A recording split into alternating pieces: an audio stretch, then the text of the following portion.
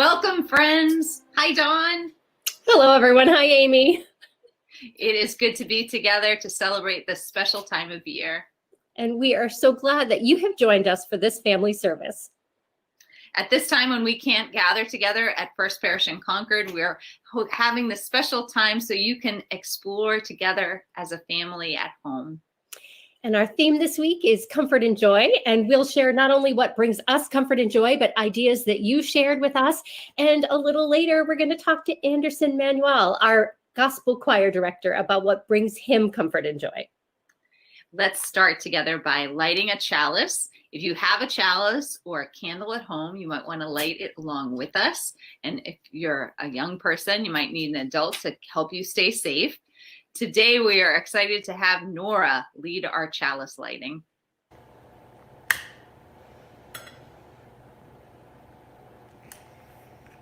We are Unitarian Universalist with minds that think, hearts that love, and hands that are ready to serve. Last time we asked you what brings you comfort and joy, and we got some amazing responses from our community. That is right. It was so great to get your emails and to see your photos and to learn a little bit more about what is bringing you comfort and joy during this time of year. So first, we want to show you a photo from Mary Ann, who said that there was something in her life that brings a lot of comfort and joy, and that is her cats. Here's the photo of two cats. They are so snuggled up together. You might not see them at first. The two cats there in this photo, Dax has her arm around her sister Margarita, and they love to cuddle up, especially in the winter. She wrote to us, they are warm and safe and bonded to each other as well as to us. We heard from Kais, Theo, and Phineas that they had a great time working on the boxes, the craft kits that they picked up from church. They made boxes, and they are so appreciative that the elves organized this activity and were so thrilled with all the materials they found. They also shared with us that the Christmas card that we sent to them brought them a lot of happiness. And so they put it up on their mantle. And that made me feel so good that we were able to be a part of their holidays in some way. Yeah, it's a joy getting those cards, sent. It's so much fun putting those together and getting them in the mail to folks. So it's good to hear. Oh, we heard from Jean that family, nature, the ocean, dark chocolate, and the spirit of life bring her comfort and joy. And Ken let us know that laughing and affection with his family, Jean and May, are a source of comfort and joy for him. And May let us know that friends, the holidays, and baking are sources of comfort and joy for her. And then we also heard from Finn that he's really enjoying the children's choir. And the parent mentioned that they're amazed how Brendan is able to make it fun on Zoom. And our coming of age group, they made sandwiches and donated socks and hand warmers to Common Cathedral. And they let us know that it was fun and it felt really good to be able to do that. And Maura told us, and I'm going to read her words. She wrote, I saw 4 shooting stars tonight while standing out in the yard. A few moments to myself watching the meteor shower and think that must be a very good omen for the year ahead. Indeed. As a parent, it's nice to think about that moment of watching the stars, and there are a lot of exciting things happening up in overhead that we can look out for this holidays. Now we're excited to welcome Anderson from First Parish in Concord, of course. He's our gospel choir director, and we are so glad to have you here today for our family service. Well, I want to thank you for inviting me, and I am honored to be here with you. So this week we are talking about comfort and joy, and we thought, could we ask about comfort and joy? And you were the first person that came to mind because your ministry, your music ministry brings a lot of comfort and joy to us and to others. And we were curious, we want to know about what brings you comfort and joy. What do you look towards when you're looking for comfort and joy? Well, I find comfort and joy in doing things for other people. Like, I try to do things that make other people happy. When other people are happy, then it makes me happy. Like at home, I always try to do things that I know will make my wife happy. So I just do it. At school, I try to do things that I know will make the kids happy. So I do it. Whenever I see someone sad, I try to tell them a joke or go in and say, I can feel that something is not right. Is everything okay? It's just being there, being as a source of comfort to other people is how I find joy. And that makes me happy. So that's how I find joy, by bringing joy to other people through maybe just saying I'm here for you. But hugging was such an important thing in my life, and now that I can hug, I give virtual hugs. I'm dapping. Whenever I see kids walking around the school, because I'm a teacher, whenever I see kids, I try to approach them and I'm like, hi, how you doing? They're like, whoa. Hey, Anderson, can we do the virtual elbow? I haven't tried that yet. Oh. And what was the other one? Virtual hugs? Oh, that's actually you gotta get into it. Okay. Yeah. You gotta Right. Another thing that we do is that every morning I have my kids send out positive vibes to the world. Just send the world positive vibes. We do that every morning, just like something you're thankful for, and think about a person or someone or something that you like to send positive vibes to, and then I ask them to spread it. So we do that every morning. Can we do that together now? Of course. All right. So first we think of something that we're grateful for. Yes, you're thankful, and then now you are sharing your positive vibes to the world. I said the world needs some positivity. Bring it out wherever you are. Share it with a smile. Share it with, by telling, by being helpful to someone. So we do that. That's how we start our day in my classroom.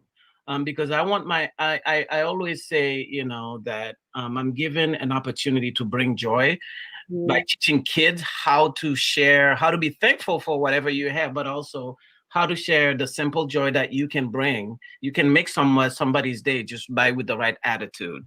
And I said, one of my kids said to me, "You're always positive." And I said, "Yes, my goal in life is to radiate positivity." So Anderson, I want to thank you for that sharing part of your day that you do with.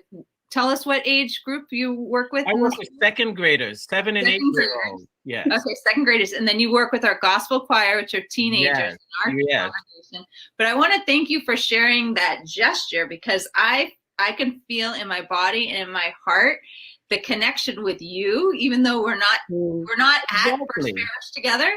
And I know that doing that, even if I was by myself, I can feel my spirit open up. So exactly. It has to come all the way down from your toes, bring it all the way from your heart, and then just spread it. Just like a burst of energy. And that's what I tell kids to do. Like, with all this negativity that's going on, bring a little bit of joy wherever you are. And that's what I try to do. And I think, and that's, I wake up every morning and that's my message. I'm healthy. And I am lucky, and there are some people who are not. So let's think about them and let's see what we can do to help them feel better. If that means you give them a word of encouragement, does that mean you help them out in any way that you can, you do that.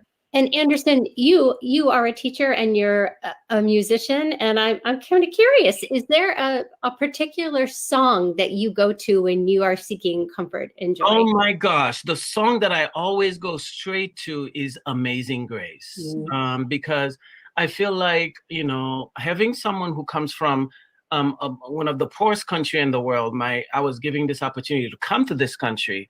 I came here at the age of 8, and it's because of God's grace that I was able to be given an opportunity to come to this country and to be so blessed. So the song that whenever I'm sad, whenever anything comes in, I always sing the song Amazing Grace.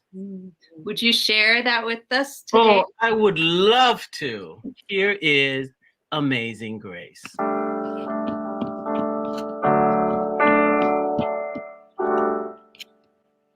Amazing grace, how sweet the sound that saved a wretch like me. I once was lost, but now I am found. Was blind, but now I see. 'Twas grace that taught my heart to fear, and grace my fears relieved. How precious deed that graced appeared the hour I first believed. So many dangers, toils and snares I have already come.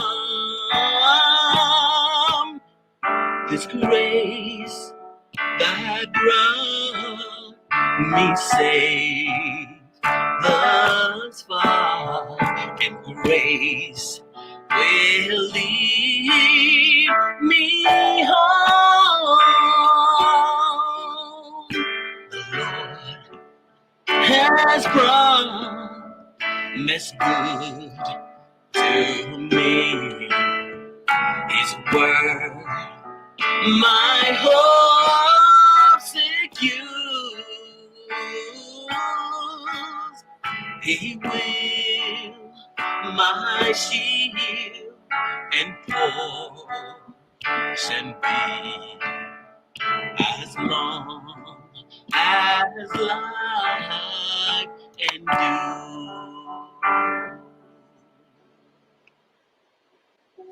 So that is the song that always brings me joy. Oh, well, thank you so much for sharing your insights and your gifts with us, because I feel touched by your gifts, and so good to see you, Anderson. Really so great. And I want to let everyone know that I know that it's been a tough year. This is the biggest thing that we've had to go through, but know that we have a lot also to be thankful for. And we are hoping that things will look up. But the positivity that you have wherever you are, just like, it always says that go out into the world, have courage, but also I think that we need to add to it, go out there and seek the people who are having a bad time and really try to find a way to bring them some sort of comfort, some sort of joy. Just a smile. Just when you go to the grocery store, you see someone, just smile at them. That simple thing can make someone's day. So that's the message I like to tell, our little ones, that you do have that power within you to make this world a better place through your smile and the positive energy that you bring. Absolutely. I think the little ones and the big ones need to remember. Yeah. Anderson, you are a comfort and a joy. And thank you. You guys are very much joy to me, and thank you for inviting me. And I hope that we'll see each other soon. Absolutely. Happy holidays. Happy Anderson. holidays to you. Thank you for inviting me. One source of comfort and joy for me, and I think others this holiday season, was our recent junior youth group meeting. We met at the church, and although we had to be socially distanced and masked, you could feel the smiles, and we decorated some bushes outside First Parish. We have some pictures here. There's the group, and there are the expertly decorated bushes, a little bit of holiday cheer and a little bit of joy for us, people who participated in doing the decorating, and for our community. Anyone that walks by can feel that love and that joy that went into creating that decorative bush. When I think about the holiday season, one thing that is a constant source of joy and comfort is reading picture books. And so Don and I wanted to share with you some of our favorite picture books. And the one that came to mind for me is Mr. Willoughby's Christmas Tree. And I had another copy of this as a child that was all green tones. And I'm especially excited because I know the author of this book, Robert Barry, was a member of Channing Memorial Church, which I served in Newport, Rhode Island. And this book is special because this is the full color version that he did when he was a member of our church in Newport. And so it has double, I've always loved the story, but now it's even more special knowing that he is a Unitarian Universalist. So the book that I wanted to share is, it's not about the holidays, but it's about winter. And it is called Fox's Garden, and it is by, and I love this, Princess Cam Cam is the author and illustrator of this book. And I love everything about it. I love that it's a funny size and shape, and the pictures. It's a true picture book. There are no words. And this book brings me comfort and joy because it's beautiful. And the story is about comfort and joy. It's about a fox that wanders into a village and nobody really wants the fox around. And the fox goes into a greenhouse and a child sees the fox there, brings the fox some treats, so offers comfort to the fox, and in return, the fox finds a way to offer joy to the child. So I love it because it's comfort and joy and in a book. And I'm not familiar with that book, so that's really fun to be able to share with each other what books that we enjoy in this season. And so we're going to share with you some more ideas of books that we love in the family resource. So look for that this week. And if you have a favorite holiday or winter book that you particularly love, please either put it in the comments or send us an email so that we can share with the wider First Parish community. You have so many wonderful ideas and we'd love to spread them. Dawn, will you tell them about what we're going to share about decorating outdoors? Oh, yes. So this week's family resource, besides some story ideas, some book ideas, we'll have ideas for how you can decorate outside, ways that you can decorate that might benefit the birds and other things that you can put up outside that will withstand the weather. That's great. There is a very special reading that is called The Shortest Day, and that is the first day of winter. It's written by Susan Cooper, and Dawn and I would like to share it with you as we draw this service to a close. And so the shortest day came and the year died. And everywhere down the centuries of the snow white world came people singing, dancing to drive the dark away. They lighted candles in the winter trees. They hung their homes with evergreens. They burned beseeching fires all night long to keep the year alive. And when the New Year's sunshine blazed awake, they shouted, reveling. Through all the frosty ages, you can hear them echoing behind us. Listen. All the long echoes sing the same delight. This shortest day, as promise wakens in the sleeping land. They carol, feast, give thanks, and dearly love their friends and hope for peace. And now, so do we, here, now, this year, and every year. Welcome, Yule. Let us join in our benediction. Go out into the world in peace. Have courage. Hold on to what is good. Return to no person evil for evil. Strengthen the faint-hearted. Support the weak. Help the suffering. Honor all beings.